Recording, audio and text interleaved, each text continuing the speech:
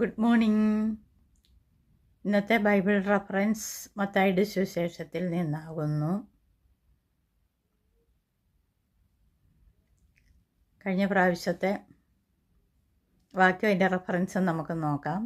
അവൻ നമ്മുടെ ബലഹീനതകളെ എടുത്തു, വ്യാധികളെ ചുമന്നു എന്ന് യെശയ്യാ പ്രവാചകൻ പറഞ്ഞത് നിവൃത്തിയാകുവാൻ തന്നെ. 8 അധ്യായം 17 വാക്യമാവുന്നു.